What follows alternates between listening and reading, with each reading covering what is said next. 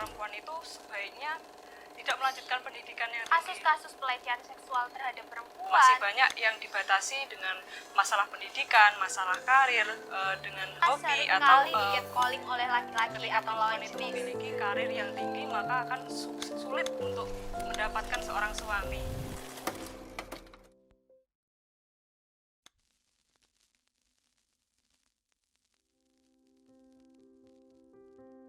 Nama saya Nimas. Aku Pravista, aku umur 20 tahun. Saya 19 tahun.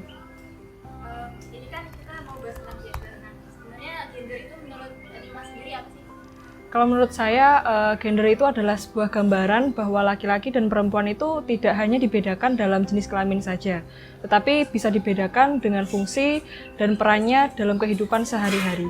Suatu kondisi yang terlihat perbedaan yang terlihat antara laki-laki dan perempuan jika ditinjau dari aspek sosial maupun tingkah lakunya.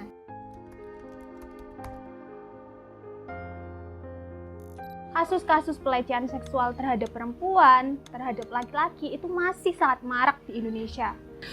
Masih banyak yang dibatasi dengan masalah pendidikan, masalah karir, dengan hobi atau kesukaan-kesukaan perempuan yang mau dilakukan dalam kehidupan sehari-hari itu sendiri.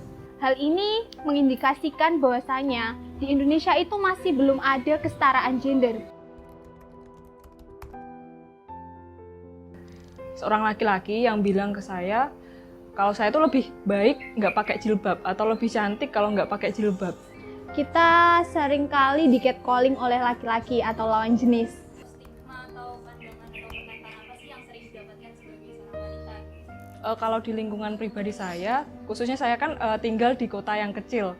Perempuan itu tidak bisa berkarir, perempuan itu tidak bisa melanjutkan pendidikannya lebih tinggi, perempuan itu tidak bisa menentukan pilihannya, dan perempuan itu pasti akhirnya untuk tujuannya itu untuk berkeluarga. Jadi masih banyak orang-orang atau masyarakat yang berpikiran bahwa perempuan itu sebaiknya tidak melanjutkan pendidikan yang tinggi gitu atau melanjutkan karir yang bagus, karena ketika masyarakat yang masih tradisional itu tadi berpikir bahwa ketika perempuan itu memiliki karir yang tinggi maka akan sulit untuk mendapatkan seorang suami. Stigma itu sering kali terjadi atau sering kali kita dengar di masyarakat kita.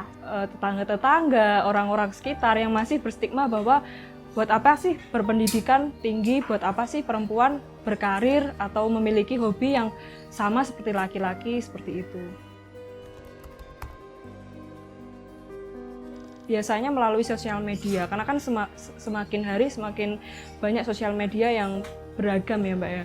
Meneguhkan prinsip kita bahwasanya itu kita sebagai perempuan punya privilege yang sama. Gimana saya bisa bikin podcast atau bikin story tentang apa hobi saya, apa yang saya kerjakan, bagaimana saya berkarya, seperti itu.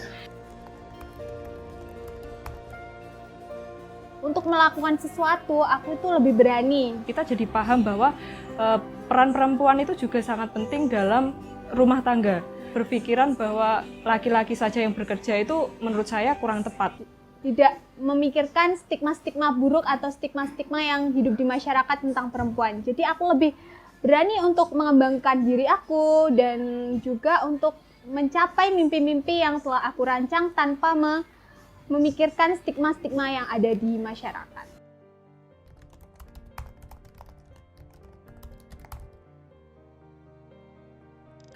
Untuk perempuan, jangan takut untuk mencoba, jangan takut untuk terus maju dan mengorbankan apa yang menjadi keinginan kita sebagai perempuan. Kita masih sering menjumpai bahwa anak laki-laki dan anak perempuan itu dibeda-bedakan. Dan untuk laki-laki, saran saya mengubah pola pikir di mana perempuan itu sebenarnya memiliki peran yang penting juga pada diri laki-laki ketika sudah membangun sebuah rumah tangga. Hal-hal seperti menyapu, mencuci, lalu mengepel atau hal-hal rumah tersebut, pekerjaan rumah tersebut merupakan hal-hal basic atau skill basic yang harus dimiliki semua orang. Ayo kita lebih aware kepada kesetaraan gender ini agar kita tercapai kehidupan yang aman, damai, nyaman, dan sentosa.